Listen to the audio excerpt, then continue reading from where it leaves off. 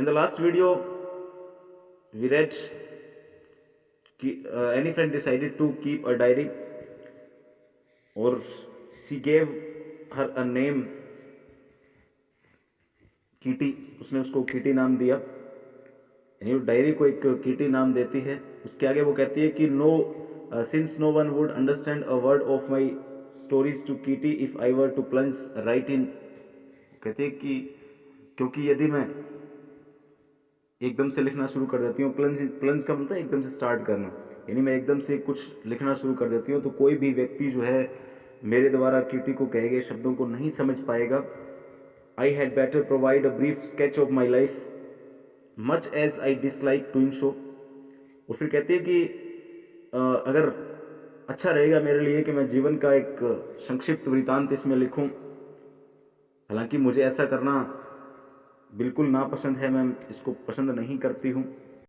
My father the most adorable father I have ever seen. मेरे पिताजी जो मेरे द्वारा देखे गए सबसे या सभी पिताओं में से, मेरे द्वारा देखे गए अब तक देखे गए सभी पिताओं में सबसे एडोरेबल हैं, सबसे बढ़िया हैं, सबसे प्रिय हैं.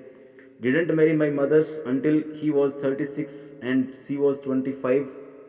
और उन्होंने तब तक शादी नहीं की जब तक वे 36 वर्ष के नहीं हुए और मेरी माताजी 25 साल की नहीं हुई. My sister Margaret was born in Frankfurt in Germany in 1926. और मेरी बहन मार्गरेट का जन्म 1926 में जर्मनी में फ्रैंकफर्ट में हुआ था. आई वॉज बोर्न ऑन 12 जून 1929. मेरा जन्म 12 जून 1929 को हुआ था. I lived in Frankfurt until I was 4. और जब मैं 4 साल की थी तो मैं फ्रैंकफर्ट में रहती थी. My father's immigrated to Holland in 1933. मेरे पिताजी 1933 में हॉलैंड चले गए. My mother's Edith Hollander Frank. मेरी माँ Edith Hollander Frank went with him to Holland in September, while Margot and I were sent to Aachen to stay with our grandmother. और मेरी माँ भी सितंबर में मुझे एम मार्गोट को छोड़कर दादी माँ के साथ रहने के लिए छोड़कर वो आचेन चली गई. Margot went to Holland in December and I followed in February. Margot दिसंबर में हॉलैंड चली गई और उसके बाद मैं फरवरी में हॉलैंड चली गई. When I was plunked down on the table as a birthday present for Margaret.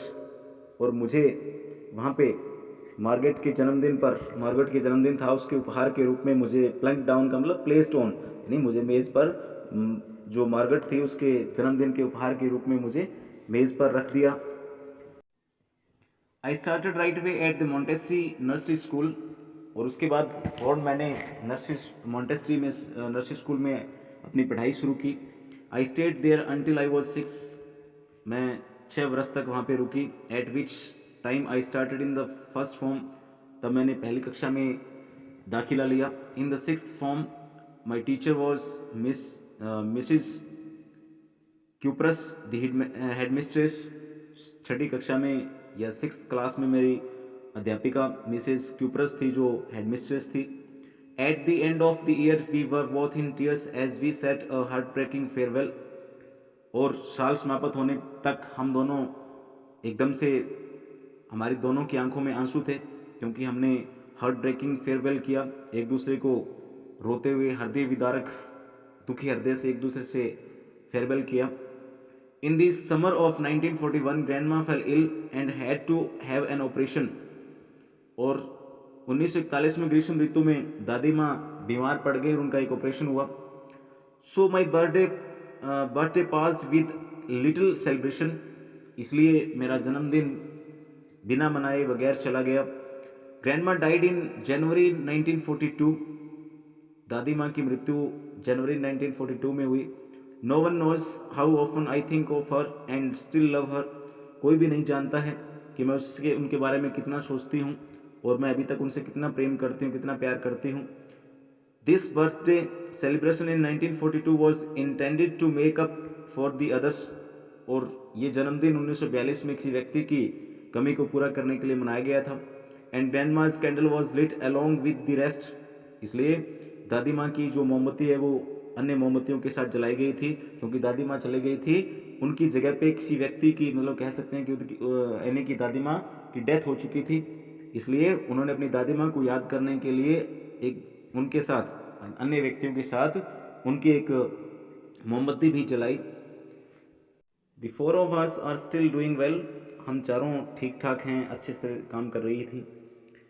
And that brings me to the present date of 20th June 1942, ये बात मुझे 20 जून 1942 की वर्तमान तारीख तक याद है। And the solemn dedication of my diary, मेरी डायरी के प्रति गंभीर समर्पण की ओर ले जाती हैं। Day 20th June 1942, dearest Kitty, अब एनी फ्रैंक अपनी डायरी में लिखती हैं 20 जून 1942 को, कहते हैं कि मेरी प्रिय Kitty, our entire class is quaking in its boots, quaking in its boots का मतलब बहुत डरे हुए, यानी डरे हुए पूरी तरह से कांप रहे हैं। हमारी सारी क्लास जो है वो एकदम से बुरी तरह से डर के मारे कांप रही है। The reason of course is the forthcoming meeting in which the teachers decide who will move up to the next form and who will be kept back। और ये रीज़न था, इसके पीछे कारण था कि जिसमें आने वाली मीटिंग में, जिसमें अध्यापक ये फैसला करेंगे कि किसको अगली कक्षा में भेजा जाएगा, प्रमोट किया जाएगा और किसको उसी कक्षा में रखा जाएगा। Half the class is making bets, लगभग आधी कक्षा जो है वो शर्त लगा रही है।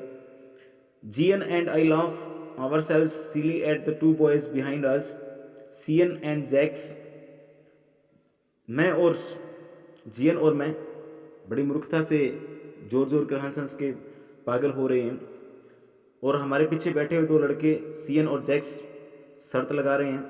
who have staked their entire holiday savings on their bet, उन्होंने छुट्टियों की संपूर्ण जो सेविंग्स हैं, बचत हैं, वो दांव पर लगा रखी हैं। From morning to night it's you are going to pass, यानी सुबह से लेकर रात तक यही बात चल रही थी कि तुम पास हो जाओगे। नो आई एम नॉट, मैं पास नहीं होऊंगा। यस यू आर, हाँ तुम हो जाओगे। नो आई एम नॉट, नहीं मैं पास नहीं होऊंगा। Even G's pleading glances and my angry outbursts can't calm them down, यहाँ तक कि जो जी है, जीएन का जो प्लीडिंग करती हुई आंखें हैं, प्रार्थना करती हुई आंखें हैं, वो भी, या उसकी प्रार्थनाएं हैं वो भी, और मेरा एकदम से गुस्से में फूट पड़ना भी उन्हें शांत नहीं कर सकता। If you ask me, there are so many dummies that about a quarter of the class should be kept back. Anne Frank कहती है, अगर तुम मुझसे पूछते हो कि यहाँ पे इतने सारे मूर्ख छात्र बैठे हैं, लगभग 1/4 क्वार्टर ऑफ द क्लास हैं, उनको उसी कक्षा में रखा जाना चाहिए। But the teachers are the most unpredictable creatures on earth, क्योंकि अध्यापक जो हैं, परंतु अध्यापक जो हैं वो दुनिया में सबसे अधिक ऐसे प्राणी हैं जिनके बारे में प्रिडिक्शन नहीं किया जा सकता। उनका जो उनके मन में बात चल रही होती है, या उनका जो कॉन्साइंस है, उनका जो इनर पार्ट ऑफ या थिंकिंग है उनकी, उसके बारे में हम कुछ भी नहीं कह सकते। तो यहाँ पे क्या है, उनके रिजल्ट्स के बारे में बातें चल रही हैं। 20 जून 1942 को जो वो उस डायरी में लिखती हैं वो यहाँ पे डिस्क्राइब करती हैं।